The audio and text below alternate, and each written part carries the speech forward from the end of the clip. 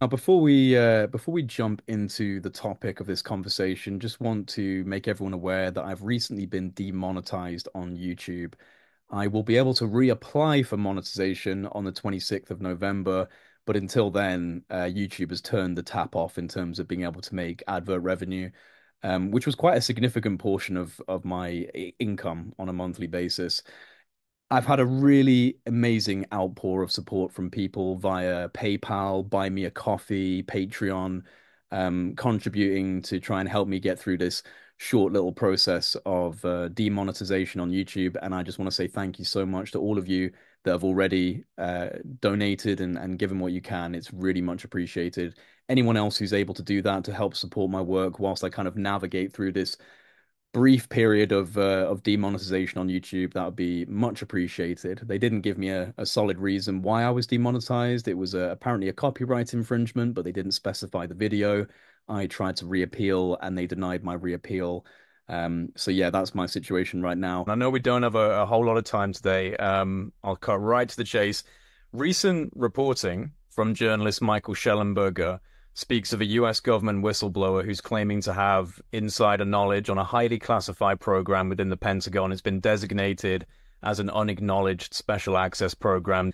And the name of the program is claimed to be Immaculate Constellation. So I know a lot of people are wondering, what are your comments on these recent allegations? And are we going to see any further developments on this in an official proceeding? Possibly, possibly see the person whistleblower up in front of our committee. Hopefully, we'll have that coming up here in November.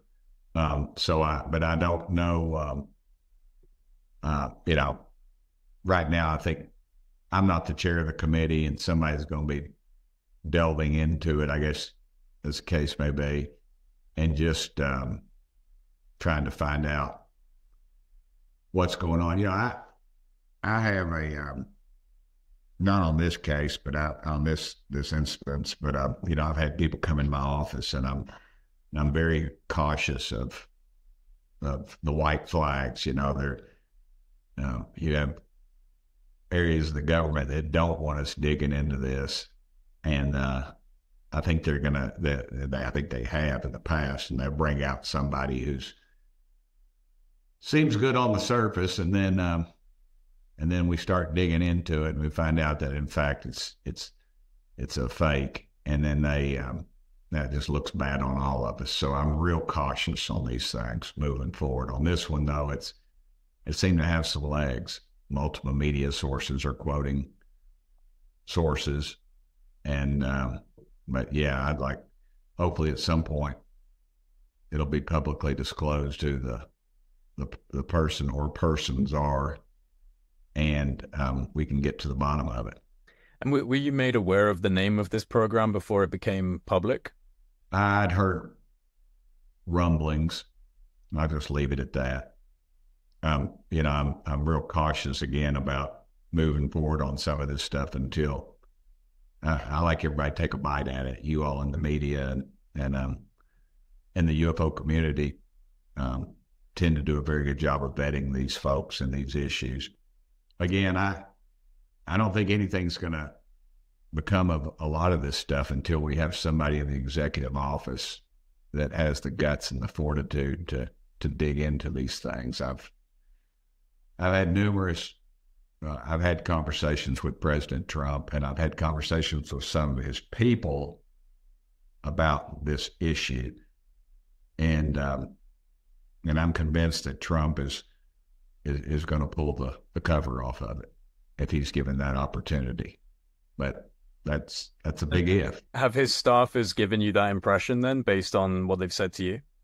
The people that are around him, that I know, and in the members of Congress that are around him are really pushing for this stuff. He made a public statement. They asked him about the Kennedy files and things like that, and he was very forthcoming.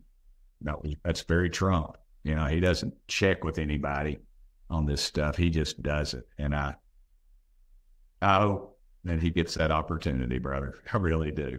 I mean, it's not going to be the first day or the first week, but when the dust settles, I think we'll see it. I always thought it was interesting that his uncle, who had the MIT background, he was a very intelligent guy, and I don't know if you know this, but his uncle was actually assigned as the lead scientist responsible for assessing all of Nikola Tesla's patents when Nikola Tesla was eventually raided by the FBI after he died. They took all of his Right. patents. This is all traceable through Freedom of Information Act. The FBI took a lot of this stuff. It was a bit of a divvy up between the intelligence community and he was put in charge of actually assessing the feasibility and the usability of the different technologies. So I think that there's a potential for that family to have a little bit of a knowledge in the background that they're not speaking about. I'd say there's quite a few people out there that are, but they're, um, for whatever reason, they're afraid to, or whatever, they're compromised at some level. They don't come forward with some of this stuff. But I think we're in a very unique time, an age of awareness that's going on around us. And I think folks are starting to question more and not just take carte blanche with what the federal government says. Speaking of which, going back to this program and the name of it, Immaculate Constellation, the former director of the All Domain Anomaly Resolution Office, Sean Kirkpatrick, he was quoted to say, "There's no such thing. I had access to all of the unacknowledged SAPs and reviewed them with the SAPCO director, which is the Special Access Program Coordination Office, for anyone who doesn't know." And the DoD spokesperson, Susan Gao, said the Department of Defense has no record, present or historical, of any type of SAP called Immaculate Constellation. So what do you think the disconnect here is, Tim? Who's misinforming who? Do you think Susan and Sean Kirkpatrick? Well, I think that everybody, I don't necessarily think anybody's lying, but I do think that they're so compartmentalized. I think there's a level of arrogance too that you see in federal government. I don't know those folks very well, but I think that they are so compartmentalized. I mean, they're looking down the barrel of a 22, not like there's a bullet coming out, but they're siloed, they call it, in that little bitty of area. It doesn't deviate north, south, east, or west. It just straight down their little avenue, and they're not privileged to other information. And I think that's partially by design, just to cause confusion and to keep others from connecting the dots, so to speak. And they wrap it in patriotism and protecting our country and defense secrets and things like that. And they're very effective at it. What kind of technology do you think we really have in the background? Like, if you just had to, make a hunch, make a guess about what we have in the black. Yeah, I think it's untold, but I think a lot of the technology I think that we have, we don't know what it is or how to utilize it. I really believe that. I think they've, again, compartmentalized things, and the people that have certain things, they're not going to reach out, because I think that it is so compartmentalized that they wouldn't know who to reach out to, and in fear of, I don't know, losing their jobs, espionage charges, things like that. I think there's a lot of things at play here. I do think there is some things we're holding back on that I think if we came forward with, that we could possibly cure a lot of suffering in this world.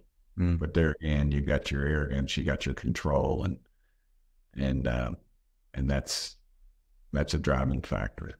There's so much kind of misinformation and noise, not just in the UFO research field, in the wider media landscape anyway, but specifically with this issue, I think there's a level of importance to it. There's something obviously incredibly vital to it that requests this kind of storm of disinformation and noise that we've seen since the 1950s. Really, it's been continuous. So, I mean, I agree with you in terms of never really finding the truth through government channels. I don't even know if this is really being hidden inside government. I mean, what do you think in terms of the idea of this being more of a deep corporate type of secret? I think government had the apparatus to seize the information, if you will, but say you recovered a craft in 48 or later, or prior to that, and it was you have what's called Freedom of Information Act, and that only covers government entities.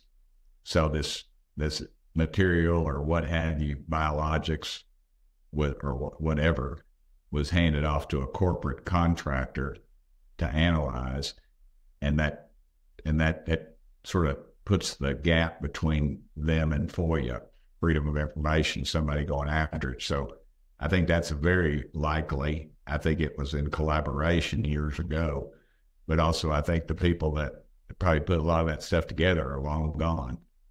So that's a good way to keep a secret. How would you personally define the deep state, and how do we actually confront such an entity? I think in some entities, it's there are actually people who are manipulating us at some level. But I think, and I think that some of the deep state, or the sewer, if you will, is indirect. Case in point, you have staff members of committees that stop legislation. I've heard chairmen say, my staff didn't like that bill. Now, why didn't they like that bill? Probably because some lobbyist who'd been whining them down or met with them on a foreign trip somewhere has said, man, I really appreciate your help. These guys don't know what they're doing, and they appeal to their ego. And, it's just human nature to want to be liked and appreciated. And they, to the best of their limited scope, they think they're being liked and appreciated, but they're really just being used. And I feel like that's the way a lot of that goes down. I really do. And I do think there's people in this world, and the Bible talks about professing themselves to be wise, they became fools. And I think you have a lot of that. They think they're smarter than the rest of us. I'm just a little country bumpkin from Tennessee, and we'll buffalo him around out of this deal and move on. Or we'll embarrass him in the public, and we'll start rumors and say things. And we're getting beat on election day, and all those things are a possibility. And I think you're going to continue to see that kind of thing. But I always say, they fire at you the most, brother, when you're over the target. I think we're closing in. I have an intuition that we're on the edge of quite a big change in this world. Yeah, and I hope our next president has the fortitude to do something about it. Just total disclosure, bring it out, all of it. Do you want to just quickly let people know before you go what's going on with that hearing, and if they haven't heard about it? Yeah, we're hopefully going to have another hearing before the end of the year, maybe in November or December. I'm not sure the date. The date's been released, but I'm not quite certain if that's etched in stone. I won't be chair again, obviously. That's okay. But I think we're going to do very well. We've got a UAP caucus of people that are interested, and we're going to get to the bottom of something. We're going to keep digging. I don't think we're not going to solve it all, but again, it's going to take a president with fortitude to do it. And but I think if people keep urging their elected officials to get to the bottom of it and get to the truth, I think we're going to get there. And it is a bipartisan issue, and I have friends on both sides of the aisle that are pushing this thing. My buddy Jared Moskowitz out of Florida, and AOC, she's been involved with it. So we got people on all sides. So I'm looking forward to getting on with this. Are you still interested in the Nazca mummies? Because I heard talk that you might be joining the team, or at least in some way kind of getting involved. Yeah, research. There's some problem with that, and I checked into that. We have the best anthropology departments here in Knoxville, Tennessee, in the world, actually. University of Tennessee, Dr. Bill Bass, world famous anthropologist. His son Jim and I, Jim, he was we grew up together. We both grew up on Bennington Drive in Knoxville, Tennessee. Neither one of us live there now, of course, but he created helped build a great department. And they have explained to me some things, and there's problems with who owns those things. They're out of Peru apparently, and folks in Mexico have control of them, and so there's some ethical concerns that are being in play right there. So again, all that, I don't know what it would prove if it found out, other than if it's something foreign. I don't know how you prove it was or it wasn't, and that's above my pay grade. But again, it's going to take someone in the executive office who can get to the bottom of this thing eventually. That's what it's really going to take, short of someone walking out with undeniable facts, material, photos, videos, things like that, and gets them on the internet before they're allowed to commit suicide. Right, right. Well, I appreciate your time, Tim, as always, and we all appreciate you pushing on with this subject. It's difficult, but it has to be done. Has to be done. It's too important to be ignored. Yeah, it is, and you're correct. And thank you for having me on, brother. It's a pleasure. It's an honor. Always a pleasure. Take care and enjoy the rest of your day, man. Thank you, brother. Bye-bye. Just want to make everyone aware that I've recently been demonetized on YouTube.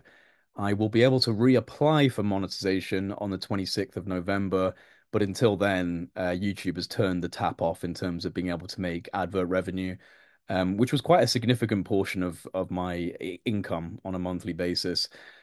I've had a really amazing outpour of support from people via PayPal, Buy Me a Coffee, Patreon, contributing to try and help me get through this short little process of demonetization on YouTube. And I just want to say thank you so much to all of you that have already donated and given what you can. It's really much appreciated. Anyone else who's able to do that to help support my work whilst I kind of navigate through this brief period of demonetization on YouTube, that would be much appreciated. They didn't give me a solid reason why I was demonetized. It was apparently a copyright infringement, but they didn't specify the video. I tried to reappeal and they denied my reappeal. So yeah, that's my situation right now.